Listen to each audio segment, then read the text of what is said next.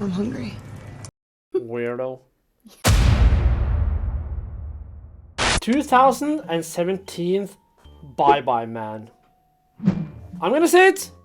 This is the worst fucking movie I have ever seen. No, I take that back. The worst horror movie I've ever seen has got to still be Halloween Ends. Just because that is like a part of a big franchise and if it was just fucking disrespectful. But as a standalone movie, The Bye Bye Man is the worst horror movie I've ever seen, and it has been since 2017. Since the first time I saw it, it's still the worst one. And we rewatched it now before we did this review. I'm not wrong. So, it might come as a shock to you. Oh, don't fucking tell me you like this one. I'm gonna go hang myself if you say that. I don't like it. But it's not as bad as you're making it. I'm gonna go hang myself It's now. not. I feel like the concept of the movie is actually good. Like, they could have done more with it, though. The acting was bad. Yeah, everything else was really stupid. Okay, then we will point all those out, all the stupid parts. But I feel like the idea of Bye Bye Man was actually interesting. How? Because, I mean, it's like, don't think it, don't say it. If you say it, you die. You say it, other people say it, passes it on. Like I said, just the idea of it is interesting. They could have done so much more with it, yes, of course. You know what? The reason why you might think the idea of the Bye Bye Man is good is because it's from a book. Is it? Yes, it's from a book or novel called The Bridge to Body Island. And that one explores like the history behind the Bye Bye Man. It was basically just an albino that got bullied around and then he started killing people. Then he gone blind and then he started like collecting parts from humans to create his dog that you see in the movie. And he uses the dog to hunt for people because he's blind. And he has to like reattach parts to the dog, and that's why he has to keep killing. To keep the dog alive. That's the story behind the Bye Bye Man. That story, fine. The rest, fucking shit. Let's start from the beginning. Yes, please. The beginning is the beginning is decent. I just feel like they could have done it better. Because I think it shows what's his name, Larry, goes around and starts shooting. Because the thing is, that beginning is a typical premise for a horror movie that gets you into the story, that shows you what happens or will happen. Mm-hmm. But I feel like it was filmed like it was a fucking like student project or something. If I were the director, I would maybe use more close-ups, more like more tension. But I'm gonna say though, Leigh Whannell, I'm not sure how to pronounce his name. He's the one that plays Larry. I fucking love him. Oh, I don't really know him. You do. I do? First of all, he plays Specs in the Insidious movies. The helper with the glasses. Oh! But he's also the writer of the Insidious movies. He's also the writer of Saw. Him and... You know what? I would rather actually spend this video talking about the history of James Wan and Leigh Whannell and how they made Saw, because that's fucking more interesting than this movie. Did you know that? Did you know the story behind like how they made? Because James Wan and Leigh Whannell is high school friends. What? Yeah, and their passion project was Saw. So they started making Saw as a short movie, got the interest from a studio, and actually made Saw. But the budget was limited, so they were confined to one room. So they were like, okay, how do we make a movie in just one room? And then also they made Leigh play one of the characters, David. So, or Adam, one of them. You know what? That is so much more interesting than the Bye Bye Man. Fuck this movie. The thing is, one reason why I don't like this movie is how it is executed, how it's shot, because, and I told you this, that if you look at those paranormal shows where they like tell stories, like real people tell stories and they recreate the stories with actors, this is how it looks. The quality is that, a paranormal show, because there's so many camera angles that are just so stupid that they don't grab you. They don't grab you. I want to be grabbed. And also, can I just quickly shoot in, like, what the fuck was the thing about the curtains in the kitchen? That annoyed me. I know you were talking about that. You're like, do Americans do that to Yeah, but that was a genuine question. I said no. Why the fuck are the curtains so low? I just wanted to mention that. So let's move on. Let's just then at some point the bye-bye man shows himself for the first time, and he's like, oh, there I am. Just points his finger and disappears. Fucking lame. Weirdo. Okay. And then we have watched a lot of crap lately. Yes. We have watched all the Wrong Turn movies. We have seen like all the Child's Play. We've seen a lot of weird movies. And honestly, this next scene is the stupidest scene I've ever seen in my entire life. And I'm not saying that to be funny. I'm not saying that to be edgy or cool or something. It's the fucking stupidest scene I've ever seen.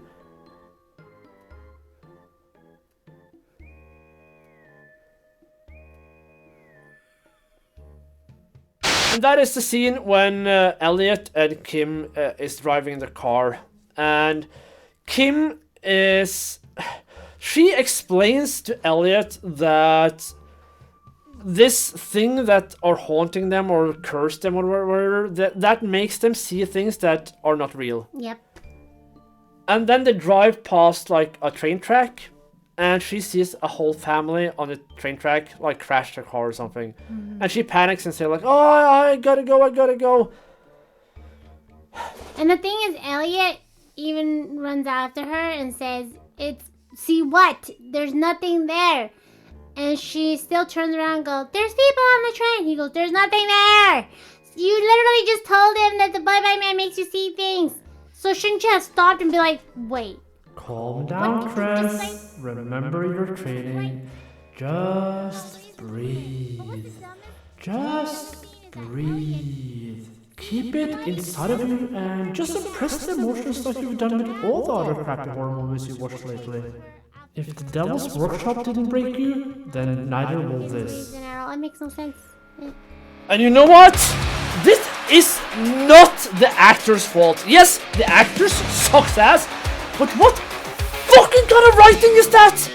How can you as a writer, how can you as a professional writer making movies write a scene where you make a character say, oh, this thing makes us see things, and then in the very next second say, oh, there's a family on the train track, let me go help them. It makes no fucking sense. And you know what? Do you know why I rage about this? Do you know why? Because it's fucking lazy writing. And I'm so tired of bad writers that has nothing to do in this industry writing scripts with stupid people because they're fucking stupid themselves. I can write a horror script because I'm stupid. I can make people do stupid things in a movie. I can easily make people get killed in movies. But that's why I don't write horror movies. Good job. But now the movie takes the typical turn though that we see in all horror movies now.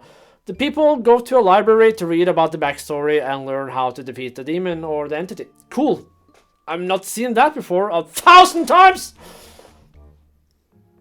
Yeah, that's true. And the fact that it's so stupid because he knows not to say the name, the bye-bye man. But he goes straight to that librarian lady and says, the bye-bye man. Yeah, and kills her. Eventually. Well, she kills her family. Yeah, that is true. So he done fucked them up. Yeah. And that was his fault. Yeah. Dumbass. Yeah. Okay, so after the library scene and he learns about all the crap, he goes home to Larry's wife, and I'm gonna say this is the one scene that could have been good, because what happens in this scene is that after they have talked, the old hag, she sets herself on fire by mistake, and she's like burning up, laying on the floor, and she says, kill me, because he has a gun. So she wanted Elliot to kill her, but he doesn't, because he understands that this is an illusion. Clever. I like it. If this movie was more like this, where like we would never know what's real or not, this could be a fucking good movie. Not So, only like- that, but Elliot finally made a smart decision at that point. He did. It was the only smart decision. But now, can you imagine a Bye-Bye Man that started off earlier with the concept of not knowing what's true or not, and then actually make clever scenes around that? This could be a good movie. Yeah, that's why I said like it's sad, because the idea of the Bye-Bye Man was pretty interesting, but the way they executed it was really bad. It was just horribly done, and the actors just didn't do justice either, because they were pretty bad, especially the girlfriend Sasha. She had no emotions whatsoever. Her acting was just horrible. It just looked fake, and I couldn't stand it. Yeah, So, like, sometimes I don't understand how people get the roles that they get. I'm pretty sure they have to just offer themselves for free. That's the only explanation. They will do it for free, probably. for publicity or something.